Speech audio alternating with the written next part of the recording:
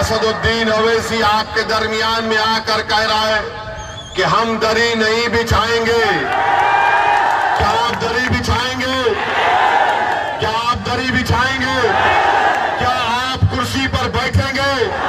क्या आप यहां से अपने विधायक को कामयाब करेंगे? क्या आप उत्तर प्रदेश की विधानसभा में आपकी आवाज को पहुंचाएंगे? तो मेरे अजीज दोस्तों और बुजुर्गों, बीजेपी के लोग कहते हैं, क्या कहते हैं कि नून नहीं खाएंगे, मित्रों को जिताएंगे। और सपा के लोग कहते हैं कि भैया हमारी जवानी तुझ पे कुर्बान। मंजरी सब कहती है कि ना नून रोटी खाएंगे, पतंग को जिताएंगे, ना दरी बिछाएंगे। तो आज आप देख रहे हैं कि यहां पर हस्तिनापुर में बीजेपी का विधायक है जिनको मंत्री भी बनाया गया। मैं उस विधायक से पूछना चाहता हूं, बताओ तुमने हस्तिनापुर के लिए क्या किया? अरे तुम्हारी 6.5-7 साल की सरकार हो चुकी है। 7 साल में तो बच्चा दौड़ना सीख जाता है, बात करना सीख जाता है। और ये डबल इंजन की सरकार हस्तिनापुर में एक रेलवे की लाइन नहीं डाल सकी। निकम्मा है विधायक बीजेपी का, एक रेलवे की लाइन नहीं डाल सकी। और योगी और मोदी कहते हैं डबल इंजन की सरकार। अरे तुम्हारा इंजन मीरठ में रुक गया, तुम्हारा इंजन मीरठ में रुक गया, हस्तिनापुर नहीं आया। मेरे अजीज दोस्तों और बुजुर्गों, हस्तिनापुर हमारे हिंदू भाइयों के लिए तारीखी जगह है। मोदी काशी को जाते हैं, योगी मथुरा की बात करते हैं, हस्तिनापुर को कृष्णा सर्किट में शामिल क्यों नहीं किया आपने? आपको सिर्फ वही मुद्दे चाहिए जहां पर दो फिरकों में तनाव बढ़ता रहे। आज ये सोचना पड़ेगा आपको। और सबसे असली बात यह है कि हस्तिनापुर में डिग्री कॉलेज नहीं है, हस्तिनापुर विधानसभा में बाबा साहेब अंबेडकर के नाम पे कोई स्कूल नहीं है, कॉलेज नहीं है। मैं आपसे वादा कर रहा हूं, हस्तिनापुर की जनता से वादा कर रहा हूं कि आप मेरे भाई को कामयाब करिए। बाबा साहब के नाम से स्कूल और कॉलेज भी कायम किया जाएगा इंशाअल्लाह। मेरे अजीज दोस्तों और बुजुर्गों, मैं आपसे ये भी गुजारिश करने आया हूं कि 5 साल से आप बीजेपी की सरकार को देख रहे हैं। मैं बीजेपी को वोट डालने वालों से भी कह रहा हूं, मैं उत्तर प्रदेश के युवाओं से कह रहा हूं, बताओ क्या तुमको नौकरी मिली? तो क्या 5 साल पहले मोदी और योगी ने नहीं कहा था कि हम 70 लाख उत्तर प्रदेश के युवाओं को नौकरी देंगे? झूठ कहा था। ये झूठों की पार्टी है, ये भारतीय झूठी पार्टी है। इन्होंने अब तक 5 साल में 70 लाख नौजवानों को नौकरी नहीं दी। मैं युवाओं को बताना चाह रहा हूं कि आज उत्तर प्रदेश में 50% ग्रेजुएट युवा, 45% टेक्निकल एजुकेशन युवा, और जो डिप्लोमा और सर्टिफिकेट होल्डर है 60%, उनके पास नौकरी नहीं है। तो क्या करते हैं योगी आदित्यनाथ? जब युवा उत्तर प्रदेश का नौकरी पूछता है तो कहते हैं कि मैं वेस्टर्न यूपी में मई और जून में सर्दी पैदा कर दूंगा। हम बाबा को कहना चाह रहे, बाबा आप मौसम वैज्ञानिक बन जाइए। फिर आप युवाओं को नौकरी नहीं दे सके तो कहते मई जून में गर्मी पैदा कर दूंगा। बाबा सुनो, ओवैसी तुमसे कह रहा है, अब हम जो गर्मी पैदा कर दिए वो सुबह कयामत तक रहेगी। अब ना सर्दी इस गर्मी को कम करेगी, ना तुम्हारी गर्मी इस गर्मी को कम करेगी। ये गर्मी अब जो पैदा हो चुकी है, ये दिल से पैदा हुई और कम नहीं होगी इंशाअल्लाह। तो मेरे अजीज दोस्तों और बुजुर्गों, सुनिए। और मेरे अरे हमारी बात सुनिए, हमारी बात सुनिए। हम आपसे ये बताना चाह रहे हैं कि मोदी और योगी डबल इंजन की सरकार उत्तर प्रदेश के लिए नाकाम साबित हुई है।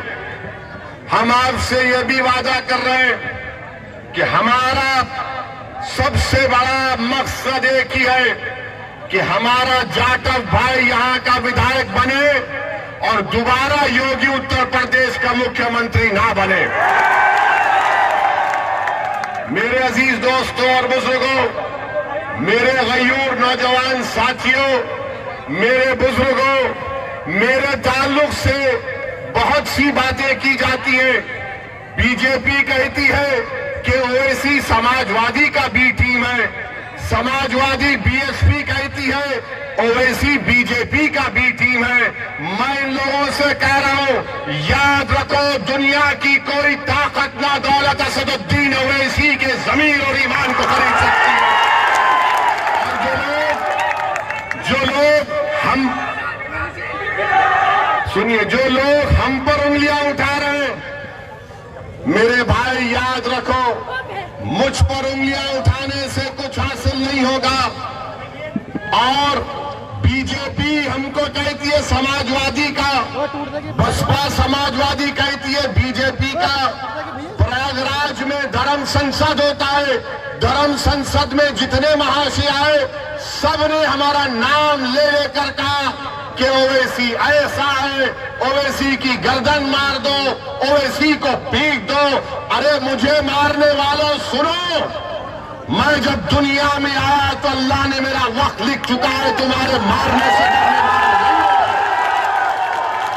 मैं मरने तैयार हूं इन गरीब मजलूमों के लिए, लो मर मारो मुझे।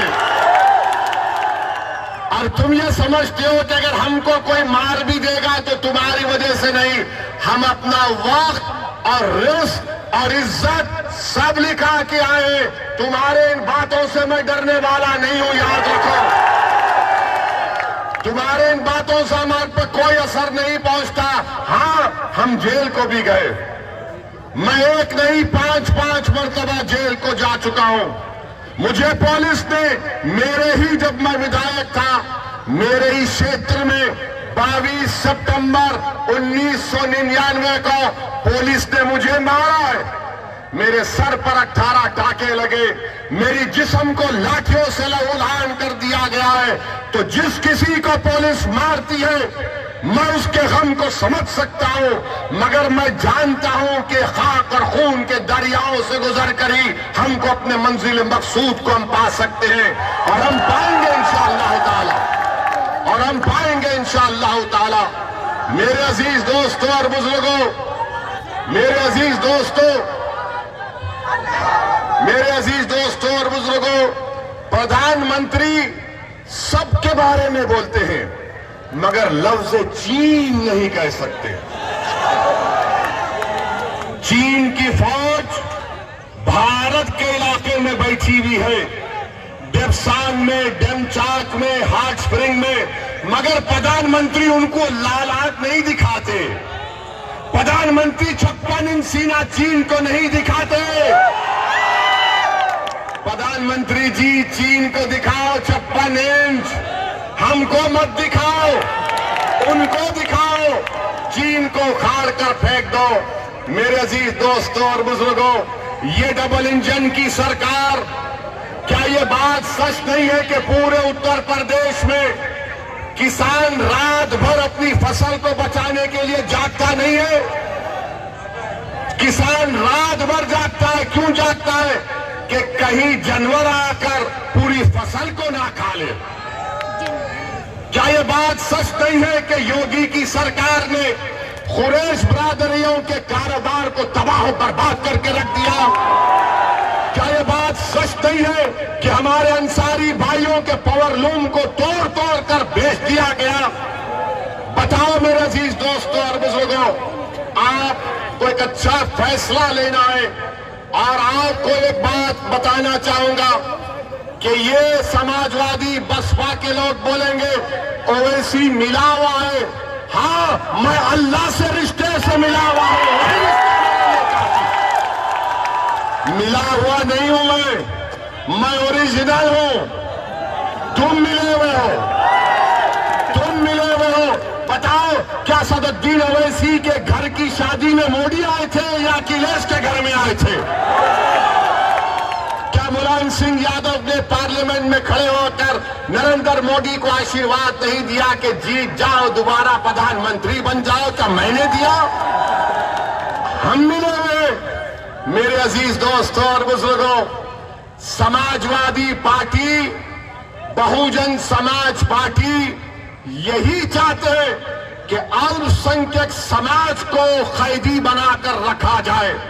तोड़ो इन गुलामी की जंजीरों को, तोड़ दो, नेता बनो। मैं तुमको नेता बनाने आया हूं। मैं अपने लिए नहीं आया हूं, मैं आपके लिए आया हूं। और इंशाअल्लाह ताला जब तक अल्लाह जिंदा रखेगा, मैं आता रहूंगा, गरीब मजलूम अवाम के लिए लड़ता रहूंगा। आपके हुकूक की लड़ाई है, हिस्सेदारी की लड़ाई है। बताओ सपा बसपा वालों, क्या तुम एक अल्पसंख्यक समाज के और दो पिछड़े समाज के लोगों को डिप्टी चीफ मिनिस्टर बनाओगे? बताओ अखिलेश, बताइए बहुजन समाज के लोगों, क्या तुम बनाओगे डिप्टी सीएम? तो बोलेंगे नहीं नहीं, हम हैं ना तुम्हारे लिए। आपको आपका हिस्सा नहीं देना चाहते। मैं आपसे अपील कर रहा हूं कि आपने 5 साल में, बल्कि 6.5 साल में, आपने 2014 में, मैं आपसे 3 सवाल करूंगा, आप जवाब देंगे। इसका जवाब देंगे ना? 2014 के पार्लियामेंट के इलेक्शन में क्या हस्तिनापुर के आप जितने लोग यहां पर और जहां तक मेरी आवाज जा रही है, क्या आपने बीजेपी को वोट दिया था? कितनों ने नहीं दिया? हाथ उठाइए, यहां भी हाथ उठाइए।